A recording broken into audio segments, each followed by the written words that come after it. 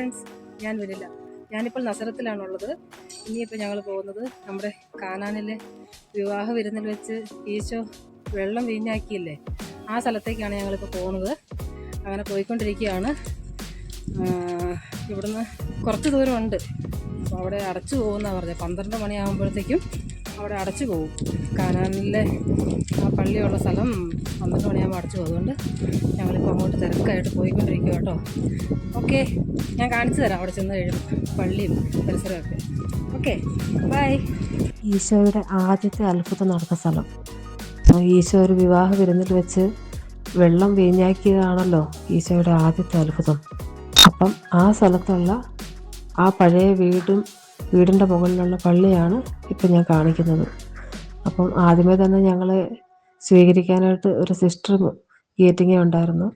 സിസ്റ്ററിനോടൊരു ഹായൊക്കെ പറഞ്ഞ് ഞങ്ങൾ ഉള്ളിൽ കയറി. അതിനുശേഷം പള്ളിയുടെ ഒരു സൈഡിൽ കൂടെ ഞങ്ങൾ ഉള്ളിലേക്ക് പ്രവേശിച്ചു. അവിടെ ചെല്ലുമ്പോൾ തന്നെ നമുക്ക് ആദ്യമായിട്ട് കാണാൻ കഴിയുന്നതെന്ന് പറഞ്ഞാൽ പഴയ വീടിൻ്റെ അവശിഷ്ടങ്ങളാണ്. അതിൻ്റെ മുകളിലാണ് ഈ പള്ളിയുള്ളത്. പിന്നെ ഞങ്ങൾ ഇങ്ങനെ സൈഡിൽ കൂടെ പോകുമ്പോൾ നമുക്ക് പഴയ വീടിൻ്റെ അവശിഷ്ടങ്ങളും കിട്ടിയ സംഭവങ്ങളെല്ലാം അവർ ഗ്ലാസ് ഇട്ട് സൂക്ഷിച്ച് വെച്ചിട്ടുണ്ട്. പിന്നെ നമുക്കങ്ങനെ സ്റ്റെപ്പ് ഇറങ്ങി താഴേക്ക് പോകാൻ പറ്റും. പിന്നെ അവിടെ ചെന്ന് കഴിയുമ്പോൾ നമുക്ക് കൽഭരണികൾ 6 കൽഭരണിയായിരുന്നല്ലോ വെള്ളം നിറച്ചത്. അപ്പം ആ കൽഭരണിക്കകത്ത് ഒരു കൽഭരണിയെ അവശേഷിച്ചിട്ടുള്ളൂ എന്നാണ് അച്ഛൻ പറഞ്ഞത്. അപ്പോൾ ആ ഒരു കൽഭരണിനെ അവർ ഗ്ലാസ് ഇട്ട് സൂക്ഷിച്ച് വെച്ചിട്ടുണ്ട് ആ താഴ്ഭാഗത്തായിട്ട്. പിന്നെ കുറേ അവശിഷ്ടങ്ങളും പഴയ വീടിൻ്റെ അവശിഷ്ടങ്ങളും എല്ലാം ഗ്ലാസ് ഇട്ട് സൂക്ഷിച്ച് വെച്ചിട്ടുണ്ട്. വളരെ ഒരു അനുഭവമാണ് നമുക്കിതെല്ലാം കാണാൻ സാധിക്കുക എന്ന് പറയുന്നത്. പിന്നെ അതിനോട് ചേർന്ന് നമ്മൾ ഇച്ചിരി മുകളിലേക്ക് ചെന്ന് കഴിഞ്ഞ് കഴിയുമ്പോൾ നമുക്കൊരു ചാപ്പൽ കാണാൻ സാധിക്കും.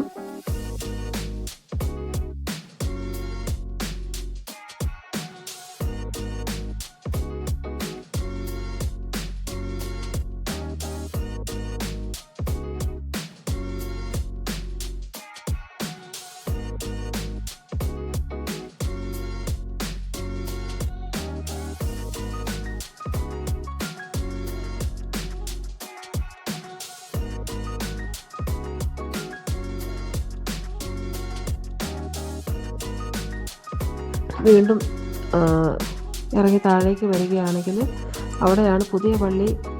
അതിൻ്റെ മുമ്പസ്ഥായിട്ടാണ് ഉള്ളത്. ഇത് ബാക്ക് സൈഡിലേക്കാണ് ഈ പഴയ വീടിൻ്റെ അവശിഷ്ടങ്ങളും അതിൻ്റെ മുകളിലൊരു ചാപ്പലും അങ്ങനെ ഉള്ളത്.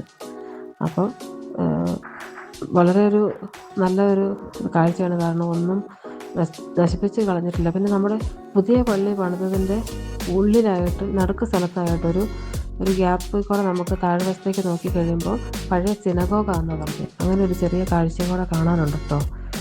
അങ്ങനെ പോയി പ്രാർത്ഥിച്ച് ഞാനും ഉണ്ടായിരുന്നു, എൻ്റെ ഒരു സഹോദരനും ഉണ്ടായിരുന്നു, ഞങ്ങൾ 2 പേരും. പിന്നെ ഞങ്ങളുടെ അമ്മച്ചിയുടെ ഒരു കൂട്ടുകാരി, ഞങ്ങൾ 4 പേരും കൂടെ പോയി പള്ളിയൊക്കെ സന്ദർശിച്ച് വന്നു. വളരെ നല്ലൊരു അനുഭവമായിരുന്നു.